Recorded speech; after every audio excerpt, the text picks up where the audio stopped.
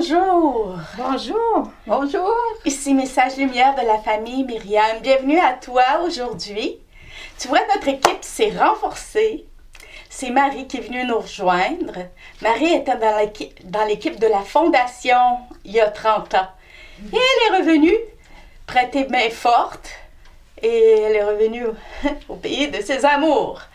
Marie a beaucoup aimé la mission de Russie. C'est elle qui va nous proclamer l'Évangile du jour. Alors, c'est l'Évangile selon saint Matthieu. Vous ne pouvez pas servir à la fois Dieu et l'argent. C'est pourquoi je vous dis, ne vous souciez pas pour votre vie, de ce que vous mangerez, ni pour votre corps, de quoi vous le vêtirez. La vie ne vaut-elle pas plus que la nourriture, et le corps plus que les vêtements? Regardez les oiseaux du ciel, ils ne font ni semaille ni moisson, ils n'amassent pas dans des greniers, et votre Père céleste les nourrit. Vous-même, ne valez-vous pas beaucoup plus qu'eux? Qui d'entre vous, en se faisant du souci, peut ajouter une coudée à la longueur de sa vie? Et au sujet des vêtements, pourquoi se faire tant de soucis? Observez comment poussent les lys des champs.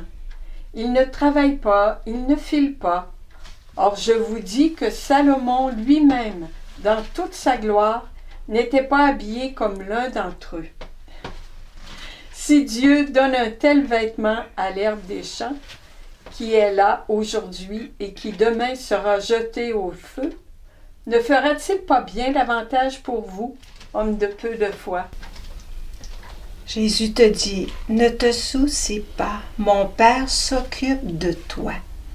Mon Père sait tout de toi, même les secrets que tu sais même pas qu'il y a en dedans de toi.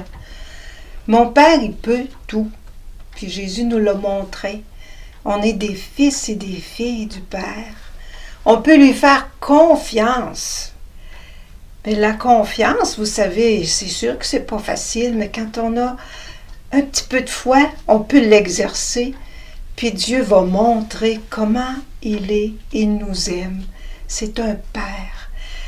Puis en même temps, il faut apprendre aussi comment lire les événements pour savoir, mon Père, qu'est-ce qu'il veut? Je vis une situation, mais qu'est-ce que le Père veut?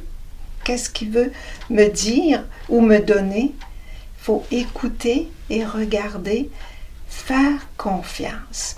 C'est rare qu'on peut proclamer notre foi comme, je dis publiquement, c'est pas super publiquement parce qu'on est dans l'enceinte, sur le territoire de l'Église, mais il reste que c'est arrivé à quelques reprises que les gens regardaient à travers, par-dessus la clôture pour savoir qu'est-ce qu'on faisait. C'est un témoignage qui est important quand même. Puis il y a beaucoup de paroissiens qui aiment ce moment-là de la procession autour de l'Église.